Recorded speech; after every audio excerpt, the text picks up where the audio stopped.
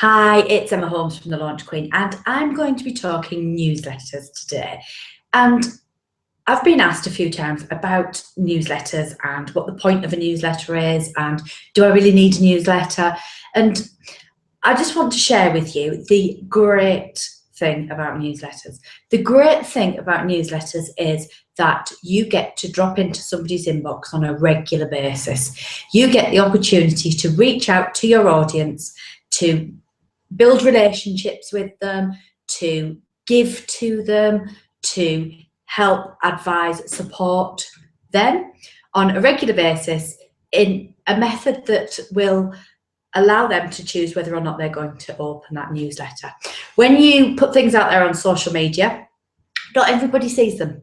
They're not displayed to everybody. Facebook don't put your Facebook status updates in front of all of your audience. They don't put it in front of all of your crowd. And you'll see that by the reach statistics underneath each of your posts. So having a newsletter is an opportunity for you to fall into somebody's inbox. And yes, people's inbox space is sacred because they get an awful lot of junk in there. So the thing that you need to do is you need to stand out with your newsletter as an email that they must open, because it is absolutely rammed full of value. And that gives you the opportunity then to be in touch with your crowd on a regular basis. Email marketing must be permission-based, so people must opt in to receive your newsletter. You can't just add people to your list willy-nilly. They have to opt in and raise their hand and say, yes, I would like to receive that newsletter.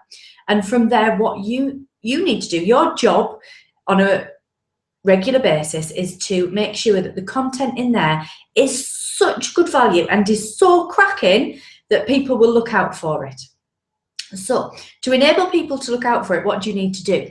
You need to make sure that you have a regular slot for your newsletter, whether that is weekly, whether that is fortnightly, whether that is monthly, whether that is bi-monthly.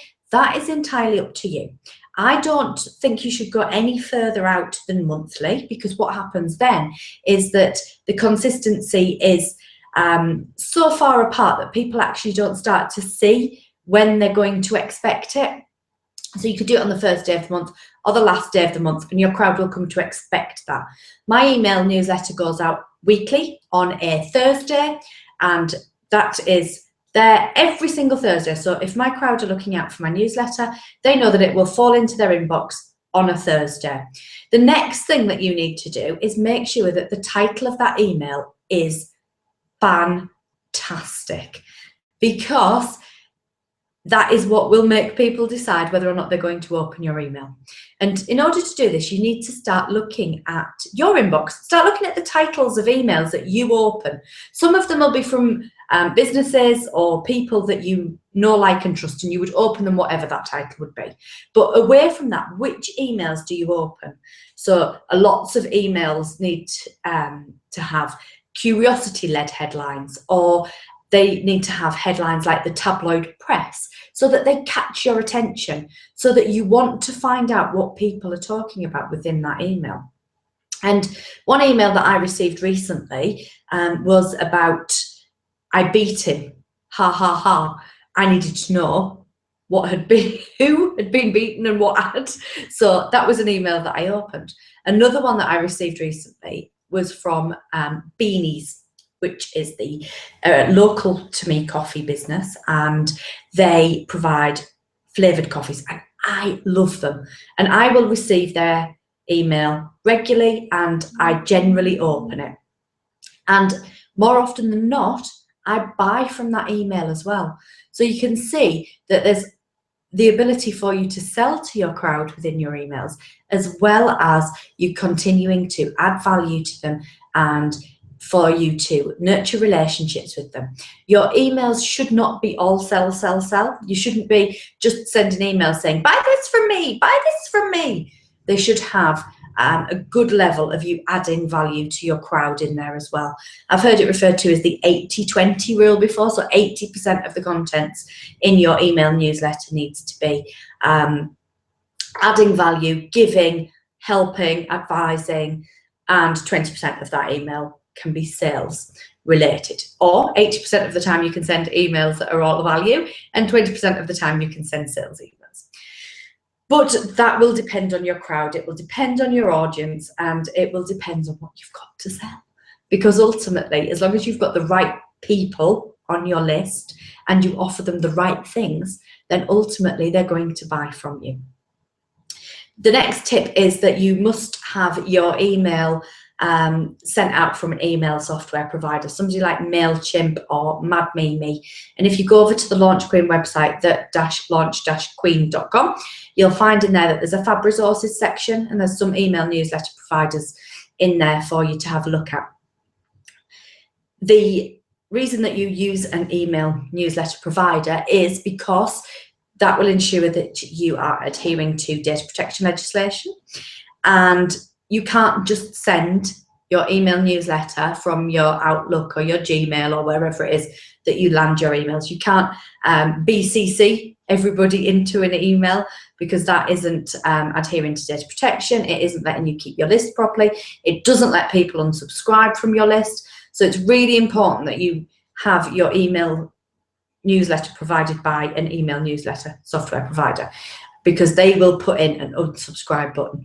They will house all of the names and details and information of your crowd. They will allow you to put together sign-up forms, and a lot of them have free options, so there's no excuse not to use them. And then what you need to do is you need to think about the content that you're going to put in there. And I often put in, within my e-newsletter, I put a link to that week's blog, my blog of the week, whatever it might be. I always put a top tip in there. So there's always a tip of something that you can take away and you can use in your business right now. And I make sure that I let people know a little bit more about me, a little bit more about what's going on here at Launch Queen HQ, which people really like. People like to know what you're doing, what's happening in your world, and to feel as if they've got a rapport with you and that they know more about you, and that they get who you are, because ultimately people buy from people.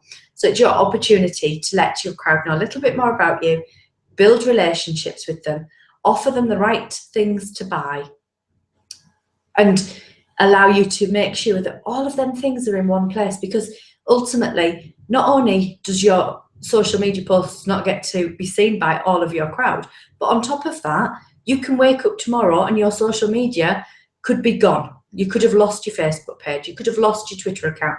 I've seen it happen to people before. Touch wood, go back to the desk. Touch wood, it never happens to any of us, but that can happen, and I've seen it happen. I've seen people go to bed one night with thousands of people on a Facebook page, wake up the next morning and Facebook have closed their page down.